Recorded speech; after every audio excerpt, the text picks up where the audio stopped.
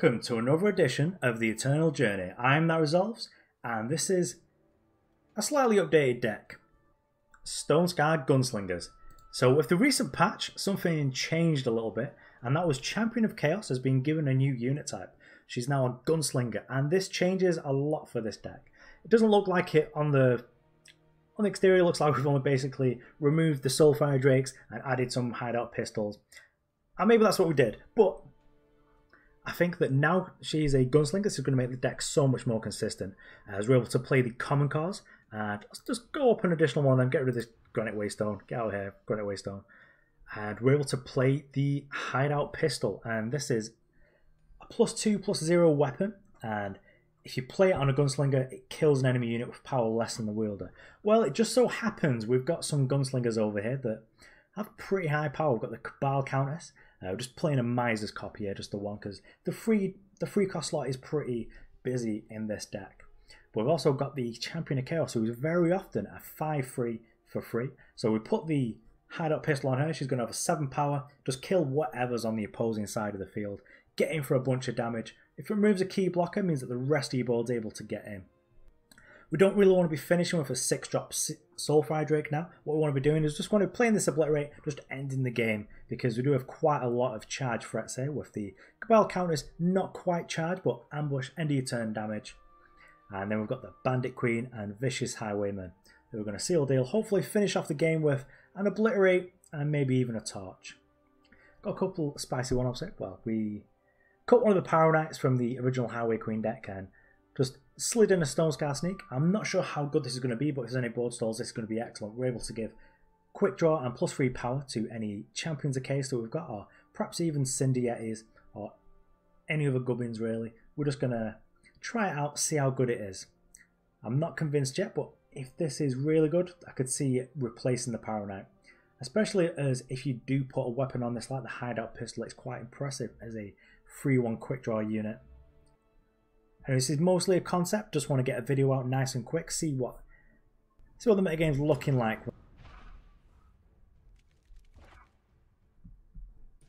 Okay, so we're on the play with triple Oni Ronin. We're not going to see much of the exciting Gunslinger stuff here, but this is too good to pass up. This is the stuff of legends.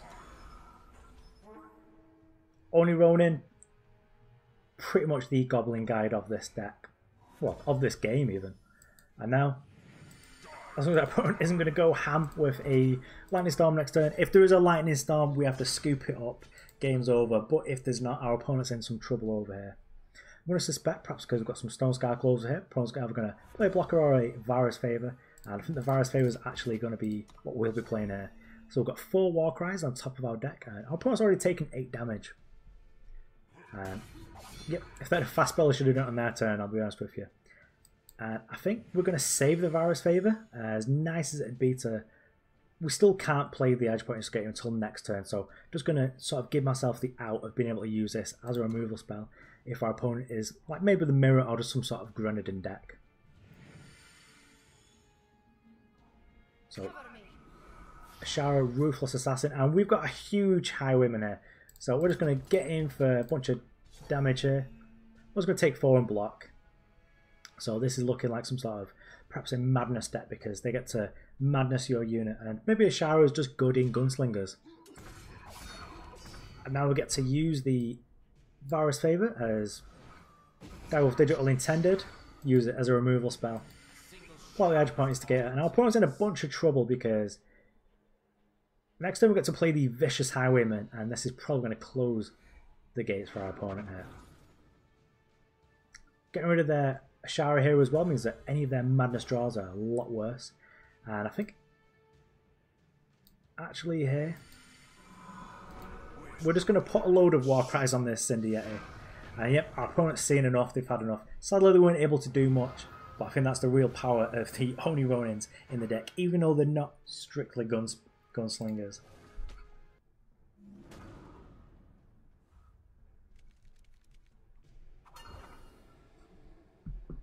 Okay, so on the draw with a pretty good hand here.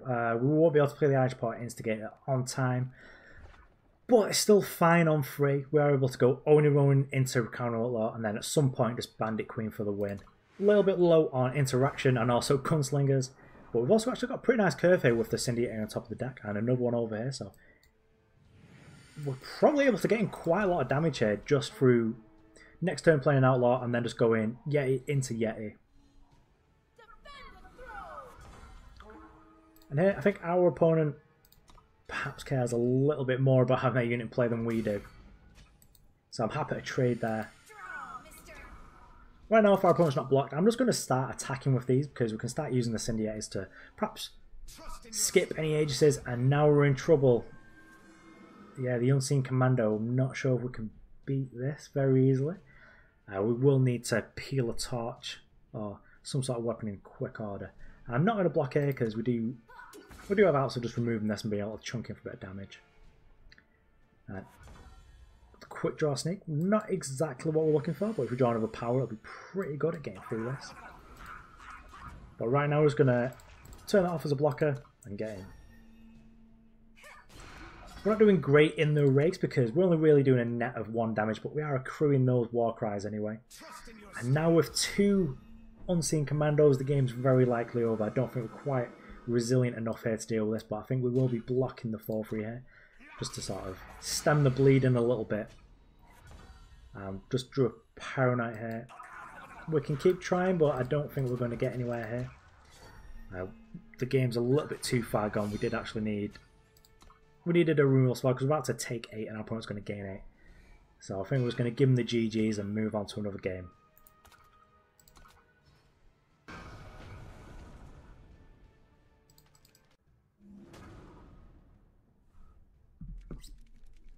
Okay, we're on the play here. Sadly, the common cause isn't going to be super excellent here. And there isn't realistically a way we can play this Instigator on 2. So I think this is actually just a redraw.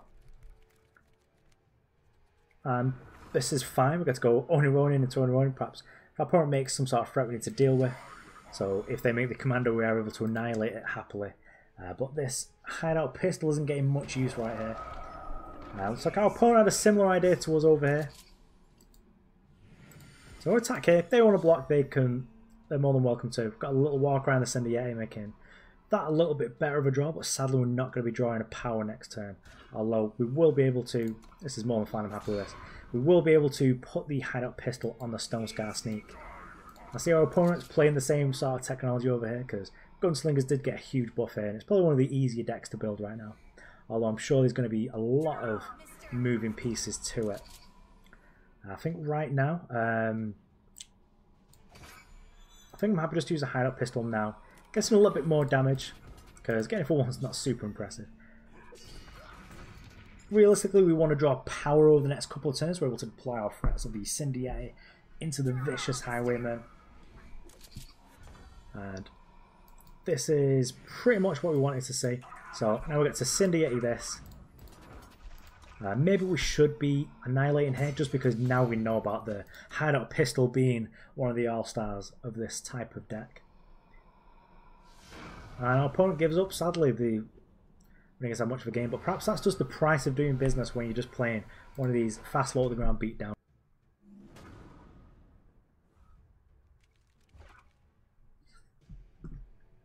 Okay, we're on the draw, and we do get turn 3 Instigator here with the double shadow. Maybe the double shadow here is a reason to play one of the different Gunslingers. What we'll soon see. So our opponent's on the play here. I don't actually that much interaction, so I think we'll redraw here.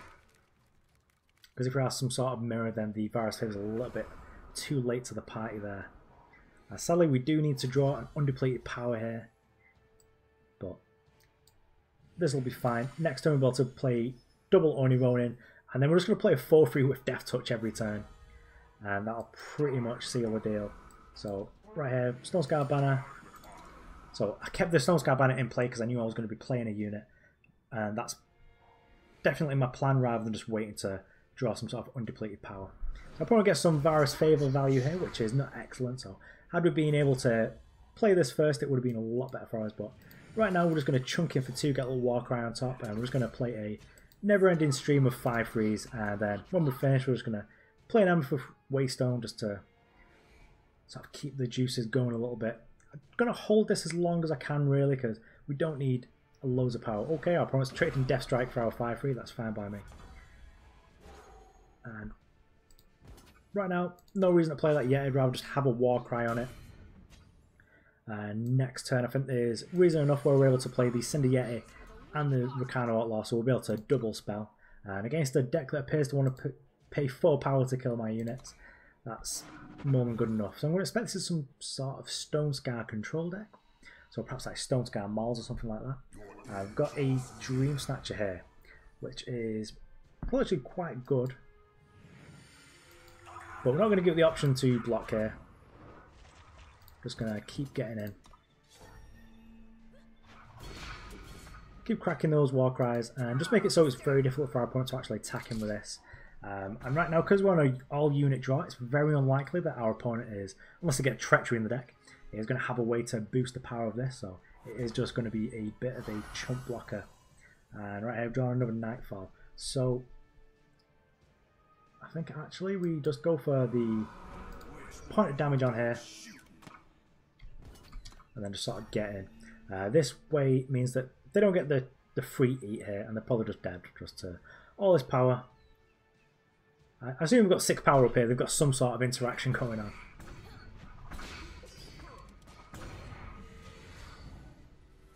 And we're gonna play the Waystone out. Just put them to 1. Gives them more like outs to do stuff, but I don't really see, unless they've got straight into Shadow, I don't see a way out of it for them here. Even an Infernal Tyrant isn't excellent for him. Giving us a GG's, yep.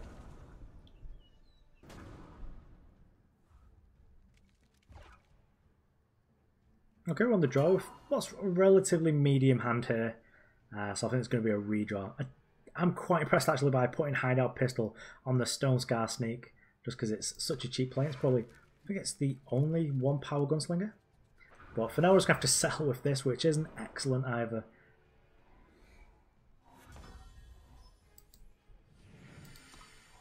Hopefully our opponent's got something we can Vara's favour, otherwise we're going to be in trouble here. Just our only plays here being a 3-2 for free, and then a 4 power charger. Okay, so this is better. This makes our Cinder Yeti a lot better. So now we've got something in play when we're actually using the ability. Okay, Lunar Magus, this is going to be a problem to deal with. This is a 3-4 now. And this is a big change, I'll be honest, because a 3-4 is probably going to knock us about because it blanks us so hard. We're actually going to need like an actual removal spell for this, and perhaps that's something we need to be considering. You know, maybe we do need to be bringing some more Suffocates in just to low tempo kill these units, because our opponent getting a bunch of life here is going to be a bit of a problem. And with 2 of them, that's a big problem. So I think right now just kill this one. Sadly we're going to need to just like attack here. It just sort of makes it really obvious that we've got the Vara's favour, so they shouldn't be blocking there in a million years. But also we're just going to set up the Bandit Green, and now these Amethyst Waystones are a real liability because our opponent's just going to get to gain 3 life every time. And Healing Salve against the beatdown deck is quite good, especially when they've also got a board here in terms of just being able to refill with some 3-4s. Hoping we're not facing down against the Reliquary Wader as well here, but okay, Beckoning Lumen, I can deal with that. I don't know what we're doing here. So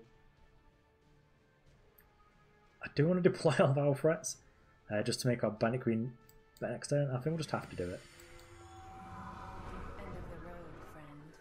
So we are going to lose a unit to the Magus here, but if our opponent doesn't want to take a bunch of damage here, we have to trade off the Beckoning Lumen, but I think they're probably safe just to not block here. I'm just going to play another unit, and hopefully we're just able to go wide enough that we're able to deal with our opponent. Perhaps want to sort this out. I think there's perhaps a window where I could have been playing the Amber Waystones a little bit early so the triggers didn't actually happen. But the beatdown deck's very likely to have a rough matchup against the life gain deck. Shadowlands Tyrant, wow, that's going to deal some damage. And Okay, so we're able to get in quite a bit of damage here. So we turn Bandit Queen into a 6 power. Is this killing enemy with less power than Wielder? Ah, okay, so that's sort of rough in that I think that if it's 6 versus 6 it won't actually remove this.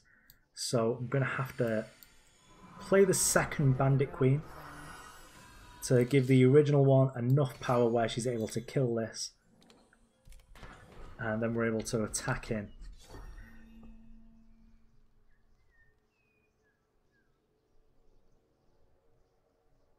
Hideout Pistol could be doing some real work here because it's already been...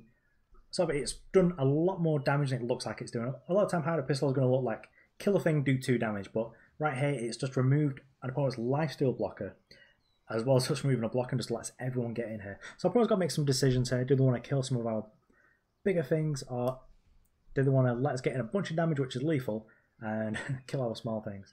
We do have 4 points of burn in hand to be able to offset the life gain from the mages, but I suppose our opponent's figuring it out. A lot of the time when it gets to a position like this, I'm just going to slam in with everything, let my opponent do the decision making, because I'm much more at home just doing chunks of damage with like a Macto than figuring out combat math like this. And our opponent's roping, so it must be a pretty rough decision here. I think they might have decided just to take 23 or whatever damage it is that we're doing to him right here.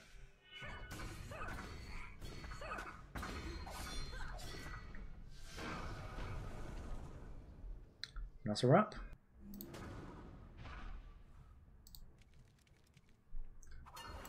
Okay, easy redraw there, just the 1 power and not a lot of much else going on. Okay, so now we're getting to see a really good common cause turn where we do have the 2 Gunslingers over here. The Pyroknight being a warrior is going to get played off the common cause for Gunslinger.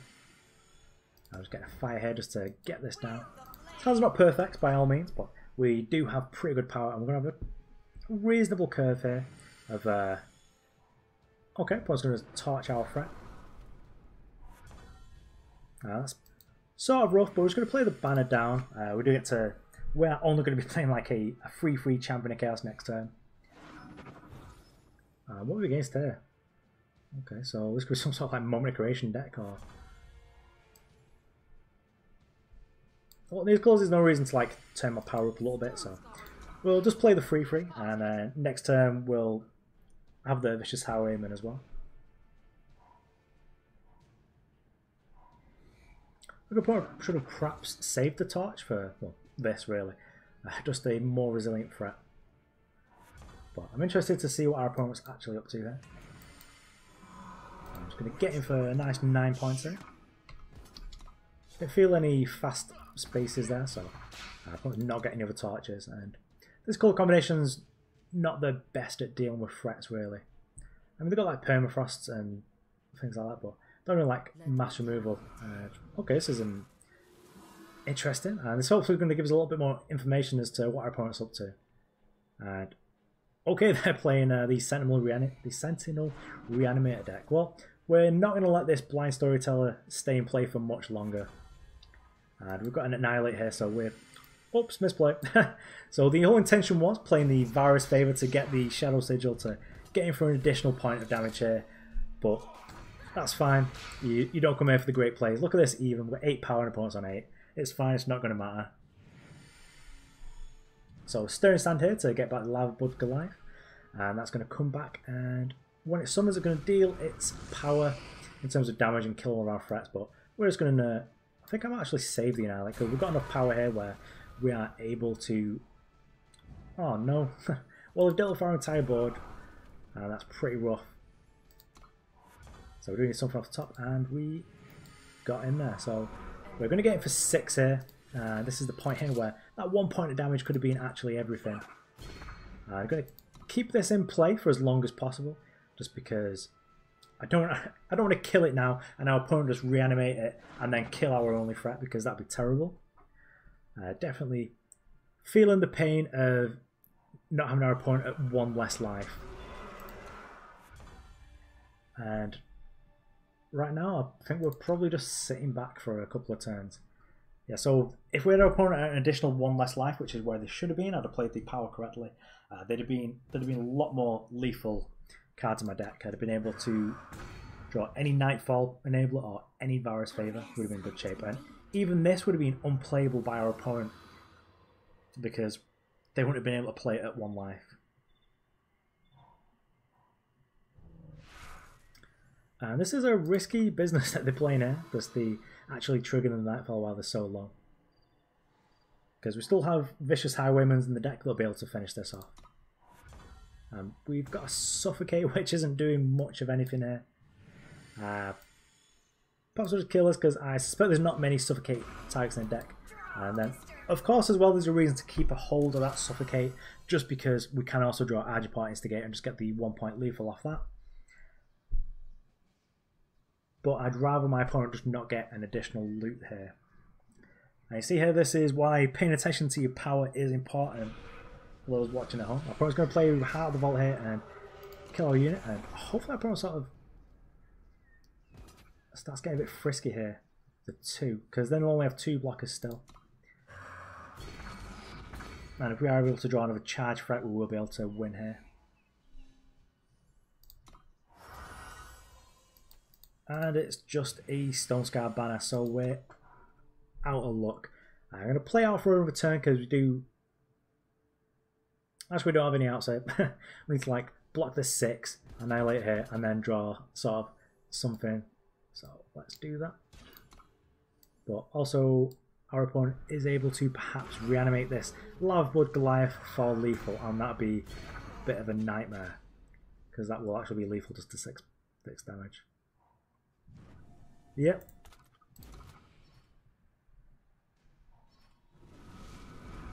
It's good. GG's the opponent. Yep. Should have won that. Didn't, because I just played my power too fast. Wasn't paying attention. But you can still see the power of this deck versus pretty much anyone who's trying to go off in some sort of way with some sort of nonsense.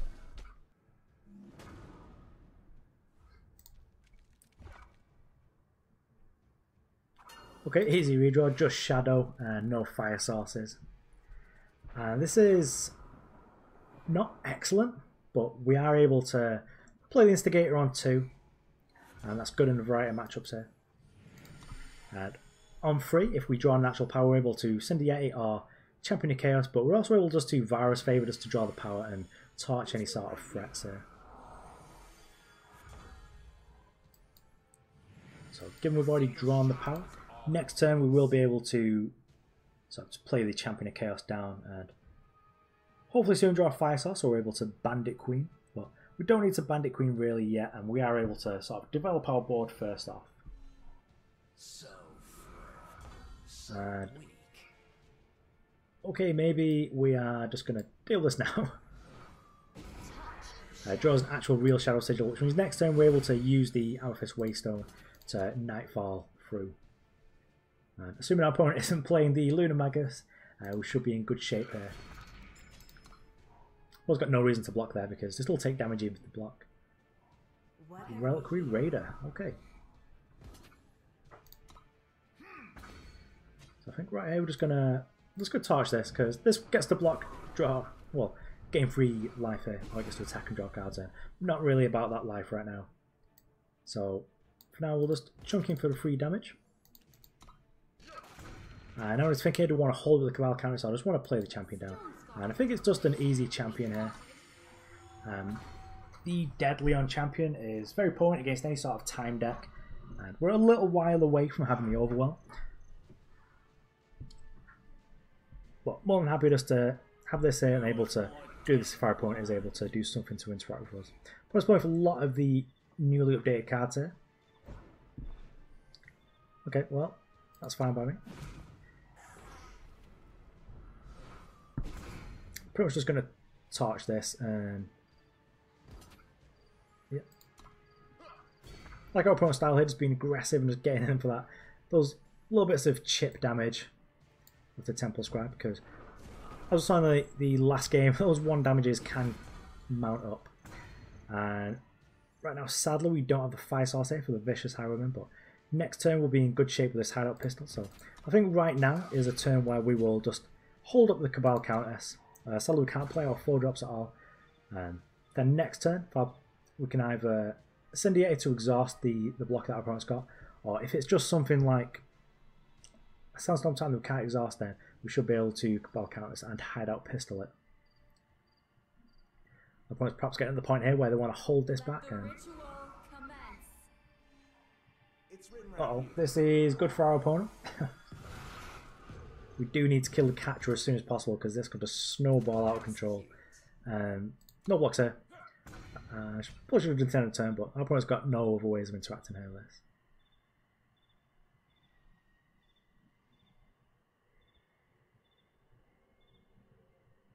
So perhaps the catcher lifesteal decks could go up in stock a little bit now. We've got the... Well, we'll get this just so we've actually got the triple fire at some point.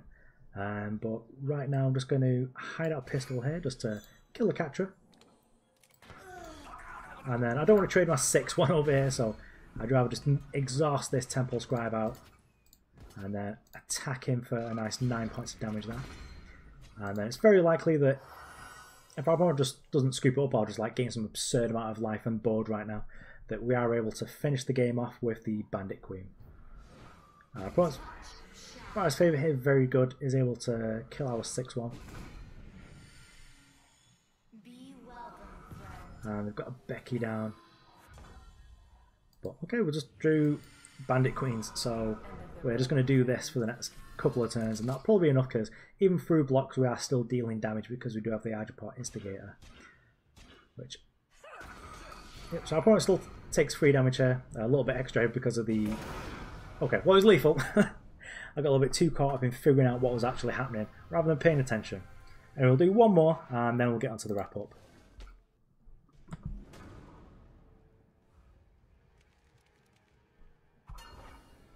Okay, easy redraw here. Won't be able to play a threat until turn 3. And right now the common cause is going to be basically going to be a Shadow Sigil. This way it doesn't guarantee us the triple, but well, now we've got the Amethyst Waystone, more inclined to actually want the Shadow Sorcerer. And then we're able to follow up for Fire and the Outlaw, and then we're just able to go 2, 3, 4, and we're all pretty powerful drops we've got here. And then when we start to run out of some gas, we're able to just get in there with the Nightfall Waystone.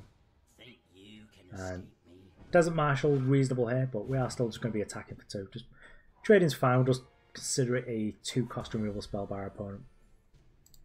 Doing a block here, we're not going to give them any more information to tell them that perhaps they want to be saving it.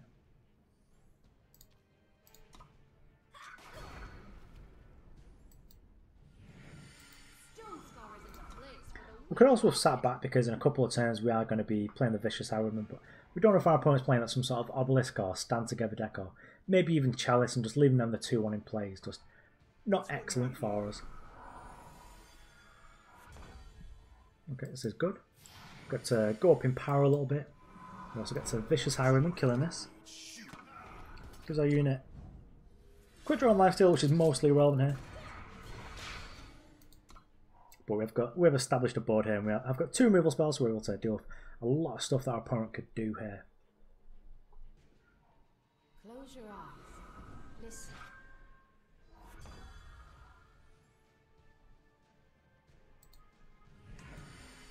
So don't really want to trade my Vicious Highwayman for this jump over here, so I'd rather just guarantee him getting a bunch of damage in here.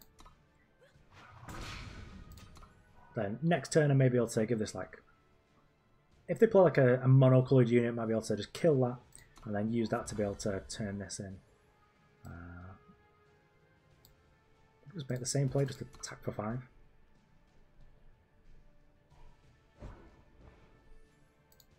You don't want to make my allies your enemies. Okay, so I wasn't even thinking about Alan's choice there. I was going to play the Nightfall here just because I need to draw something here that we're able to play. We've got enough power to be able to deploy any threats that we draw. And our opponent seems to be struggling on power, but they're spending power to sort of find more. Safe travels, friend. And Amber Acolyte is what we were looking for. Because now we get to trigger the quick draw over here.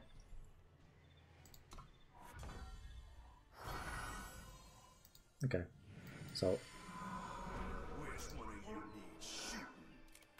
happily picked up a Warcry over here just to make it a little bit more threatening, and we are able to get in here without being afraid of the Al's choice at all. Our opponent's just going to straight up block here, just lose the unit because they were pretty much going to lose it, but right there, if in their position, I'd probably block the 4-2 just to force me to use the trick. Also, they don't know what it is, and here's a harsh roll with them at 11. That's a pretty bad shape for us. We've got 2 Warcries on the top, so hopefully we've got like a Cabal Countess or something that we're able to flash into play. Sadly not, just more power. So this is the point where the game's probably going to become out of our reach very quickly. We don't have any drakes to draw into here. That's quite enough. Archive Curator is pretty much telling that opponent perhaps on Chalice. That's interesting to see people playing this right now because Chalice sort of fallen out of favour recently. But I think the Archive Curator is probably quite good against Macto decks actually. Of course, thinking about something, it's taking a little bit of a while here. One of the more interesting things about making videos with Stonescar beatdown decks is, first off, that the games are just so quick that you're able to, well, apart from this one obviously, where the game's going to take a while to come to a conclusion, or I will probably give up after a couple of draw steps, is that the games are so quick that the videos are a lot shorter and just much more digestible. It's written right here.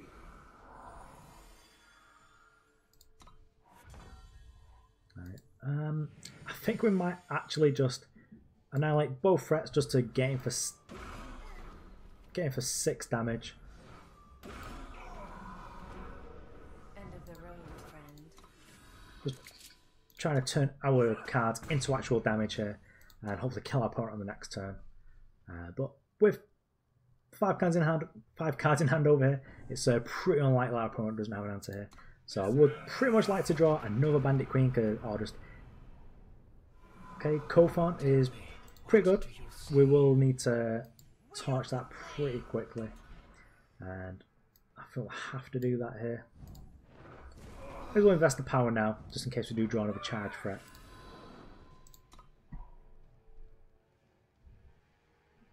Just leaves us with something lethal in play. And our opponent's digging here, but they do have quite a lot of outs and methods of messing with us here, especially if we have like even a Desert Marshal to chump for the turn to buy some time, and now the Aegis on the face is also pretty good. We do need a removal spell for this and then we will win, but we didn't find it, but we'll put our opponent in the Abyss. And they've already used 2 of their harsh rolls right now.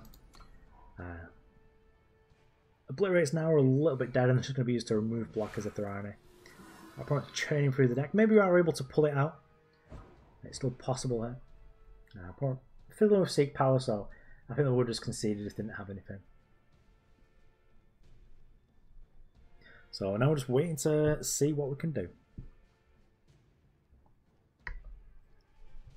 Overall, I've enjoyed this deck. I think there's a couple of changes I'd make. Obviously, the Pyroknight here was a lot better than the Stonescar Snake, and perhaps another reason to ultimate on our turn was because our opponent does have silence effects. And if this was a 2-1, we'd be in an even worse shape than we are here. Our opponent's taken a while, so they must have some sort of line over here that's a little bit tricky. Maybe they're just sort of considering their options of what can do, but it's got like 2 turns in. Okay, well, they've given up. So we've sort of ended on a bit of a slow now, but it was still a victory for us. And now Stonescar Slingers. We're going to rename this deck a little bit, call it Chaos Queen, because that's a little bit more relevant to my interests. Always been a big fan of Champion of Chaos, even from back when she was the 5-5 in the early days of the open beta. So overall, decks like this are very difficult to figure out whether you've got it right or not, because the games where you win are just so convincing that it feels like everything was perfect. And the games where you lose, you just feel like everything was stacked against you. Although there was tiny edges in a game that we lost there, where had we just played our power correctly, we would have very easily won, or had our opponent unable to play some of the cards in their hands. Overall, I like the deck. Probably change the Pyroknights out just to try some more Stonescar Snakes, because just having more Gunslingers Gunslingers in the deck is going to make the common cause and the Hideout pistol just miles better. And whatever common cause is better, it's just going to make the Argenport Instigator easier to play, and it's going to make us ever more closer to turning the Champion of Chaos on. Perhaps there's some other Gunslingers we should be investigating here to try in the deck. Probably not going to be as ambitious as to try Milos Azaleo, but maybe some of the commons and uncommons, perhaps maybe it's their turn to shine right now. Anyway, thanks for watching. I've been That Resolves, and this was Chaos Queen.